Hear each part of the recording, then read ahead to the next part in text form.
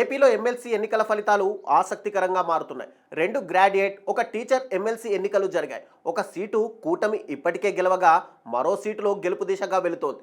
అనూహ్యంగా ఉత్తరాంధ్ర ఉపాధ్యాయ సీటు మాత్రం పీఆర్టీయూ గెలుపొందగా ఇక్కడ కూటమి రఘువర్మకు మద్దతు ఇచ్చింది.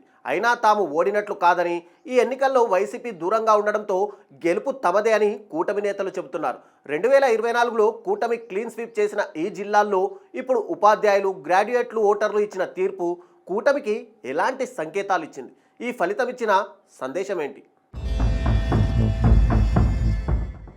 ఏపీలో 3 ఎమ్మెల్సీ ఎన్నికలు దాదాపు 100 అసెంబ్లీ నియోజకవర్గాల పరిధిలో జరిగాయి. 2024లో కూటమి 2 మినహా ఈ సీట్లలో విజయం సాధించింది. 2024 ఎన్నికల్లో కూటమికి మద్దతుగా నిలిచిన ఉద్యోగులు, ఉపాధ్యాయులు, గ్రాడ్యుయేట్లు పాల్గొన్న ఎమ్మెల్సీ ఎన్నికల ఫలితాలు మాత్రం కూటమికి అలర్ట్గానే మారుతున్నాయి. ఉపాధ్యాయ నియోజకవర్గంలో టీడీపీ, జనసేన మద్దతు ఇచ్చిన రఘువర్మ ఓడిపోయారు. అయితే పీఆర్టీయూ అభ్యర్థులు శ్రీనివాసులు నాయుడుకు బీజేపీ మద్దతుగా నిలవడంతో ఇప్పుడు శ్రీనివాసులు నాయుడుకే తాము మద్దతు ఇచ్చామని టీడీపీ నేతలు చెబుతుండగా, రఘువర్మకు మద్దతుగా టీడీపీ, జనసేన ప్రచారం చేసిన వీడియోలను వైసీపీ బయట పెడుతోంది. ఏదేమైనప్పటికీ గాదె శ్రీనివాసులు నాయుడు మూడోసారి ఎమ్మెల్సీగా విజయం సాధించారు.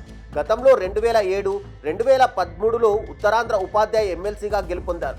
సిట్టింగ్ ఎమ్మెల్సీ రఘువర్మపై రెండో ప్రాధాన్యత ఓట్లతో గాదె శ్రీనివాసులు విజయం సాధించారు. ఉమ్మడి కృష్ణా, గుంటూరు జిల్లాల పట్టభద్రుల ఎమ్మెల్సీ ఎన్నికల్లో కూటమి అభ్యర్థి ఆలపాటి రాజేంద్ర ప్రసాద్ విజయం సాధించారు.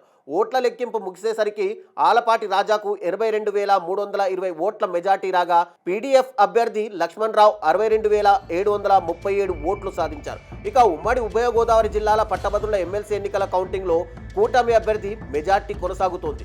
గోదావరి జిల్లాలో 4వ రౌండ్ కౌంటింగ్ పూర్తయింది.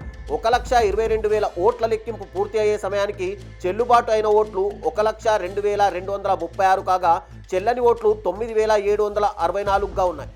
ఇక్కడ పోటీలో ఉన్న కూటమి అభ్యర్థి పేరాబత్తుల రాజశేఖరం 64,405 ఓట్లు రాగా, పీడీఎఫ్ అభ్యర్థి దిడ్ల వీర రాఘవులు 23,252 ఓట్లు పోలయ్యాయి.